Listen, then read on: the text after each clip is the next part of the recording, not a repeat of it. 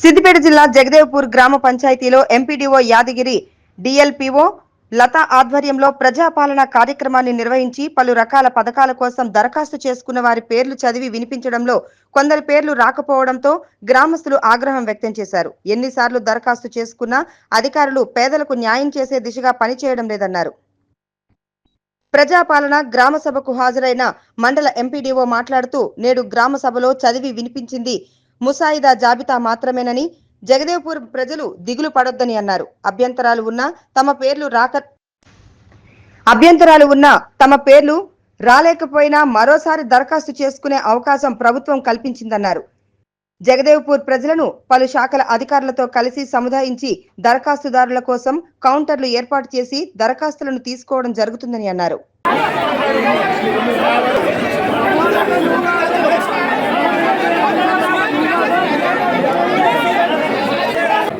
జగదేవ్పూర్ మండలంలో 29 గ్రామాలు ఉంటే ఈ రోజు వరకు 21 గ్రామాల్లో ప్రజాపాలన గ్రామ సభలు జరగడం జరిగింది. ఈరోజు ఉదయం జగదేవ్పూర్ స్థానికంగా ఎంపీడీఓ గారి ఆధ్వర్యంలో వివిధ శాఖల అధికారులతో గ్రామ సభ నిర్వహించాం.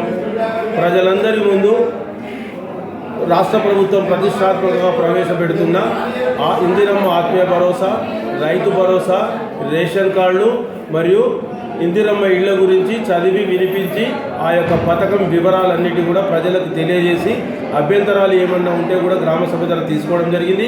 ఇంకా రాని వారు ఉంటే కూడా కౌంటర్లను ఏర్పాటు చేయడం జరిగింది. ఆ కౌంటర్లలో వారి దరఖాస్తులు ఇస్తే వారికి రసీదులు కూడా ఇవ్వడం జరుగుతుంది.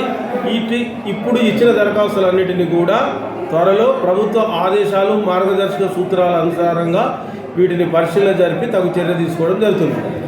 ప్రత్యేకంగా జగదేవ్పూర్ గ్రామంలో ఈరోజు ఇందిరమ్మ ఆత్మీయ భరోసా కింద ఉపాధి హామీ కూలీలు గత సంవత్సరం 23-24లో 20 రోజులు పనికి వచ్చి ఎలాంటి భూమి లేని వారిని 81 మందిని గుర్తించడం జరిగింది. వారికి 26వ జనవరి నుంచి 6,000 రూపాయలు మొదటి విడత, మరి రెండవ విడతగా 6,000, 12,000 రూపాయలు జమ చేయడం పడుతుంది.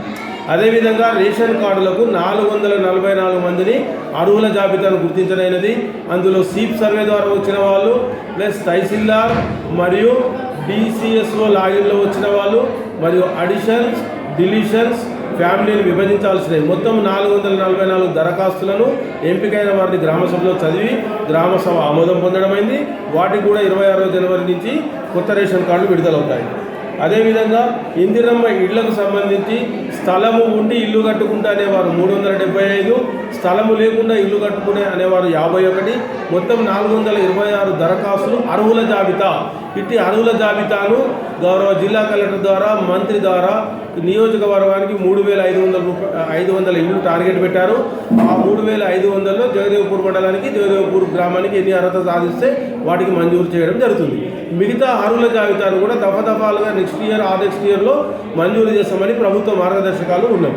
అదేవిధంగా ఈ 4 పథకాలకు సంబంధించి గ్రామ ప్రజలకు సవివరంగా వివరించి వారి అభ్యంతరాలు స్వీకరించి రాని వారికి కూడా కౌంటర్ల ద్వారా ఏర్పాటు చేసి త్వరలో పరిష్కారం చేస్తామని సందర్భంగా తెలియజేస్తాం.